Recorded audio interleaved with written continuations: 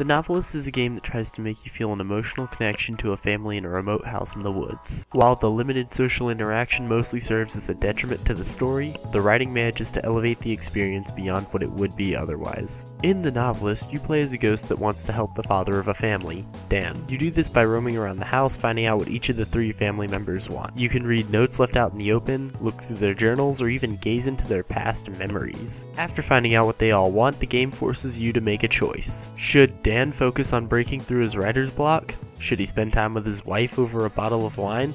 Or should he play a board game with his boy, Tommy? You can satisfy one family member's wishes completely and make a compromise with another. However, you have to disappoint one of the 3 family members each chapter. There's also a light stealth mechanic in the game, but it doesn't really matter. It takes an absurd amount of time to get spotted, and it doesn't have a huge impact on the game as a whole. You'd have to be dead at your keyboard for one of these people to see you. So anyways, that's the gameplay in a nutshell. In each chapter, you look through some letters and notes, go through each of their memories, and then make a choice and a compromise. It all gets pretty formulaic towards the end, and there's no real variety in the gameplay to spice things up. Before long, you find yourself going through the motions, mostly annoyed by the light stealth elements since they get in the way of the game's big selling point, the story. The Novelist tells the tale of the Kaplan family. They've moved up to a cabin in the woods for various reasons.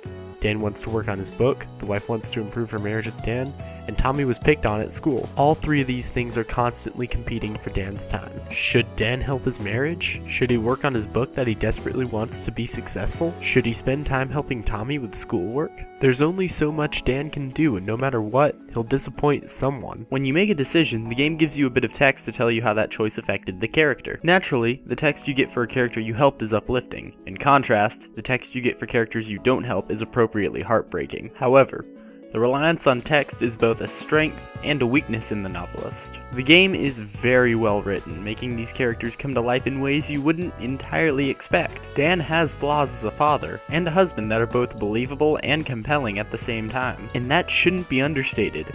The characters in this game feel like normal, living, breathing people. That being said, there's a phrase used commonly in cinema. It's show, don't tell, and I think the same rule would apply to video games as well. Certain scenes in the game would be far more impactful if you could actually see them, instead of just read them. This is a very common issue in the game that persists from start to finish. Even when you can see the members of the family walking around the house, they don't really interact with each other, despite any choice you made prior to that chapter. As a matter of fact, the only time your choices ever really do come into play is at the end of each month when it sums up how well you've been doing with each of the characters. This is very unfortunate since the entire game is relying on these choices to carry your interest through to the end. You never feel like any of the characters have actually changed in any significant way.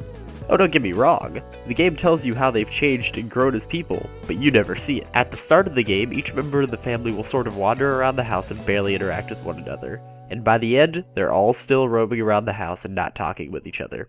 You see the main issue here? What we as the players see and what the game is telling us are constantly at odds. The game tells us that Tommy had a crying fit because Dan couldn't make any time with him, but in the next chapter what we as the players actually see is them both acting the same way as they always have. Sure, they seem distant, but they always seem distant, and they never change. That being said, there's a good story here, one full of emotion and heartache. You just kinda have to let your imagination fill in some of the gaps in places where the game doesn't accommodate your choices. The Novelist doesn't have any facial animations, lip syncing, or anything incredibly fancy like that. However, the art style compensates heavily for these things. You're never at a point where you should see their mouths move, so it never strikes you as odd when they don't. You don't even think about it.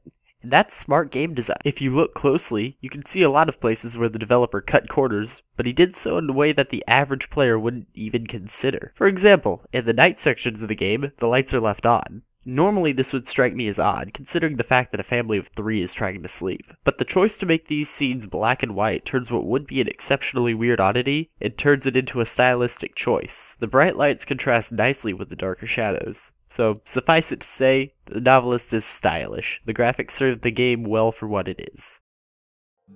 The Novelist sort of comes really hard to recommend. It's $20, and since the game is so short, about 3 hours, it comes hard to recommend. Your choices don't seem to quite have the effect you want them to have, and there's just not much to the stealth mechanic. However, I would say that if you're even remotely interested in this premise, go ahead and give it a try. It's way cheaper than your average $60 game, it's interesting, and I mean, not every game has to be about shooting and explosions and stuff. Sometimes It's nice to have a game that's just about a family, but if you're looking for compelling game mechanics and objectively fun gameplay, then I'd pass this one up.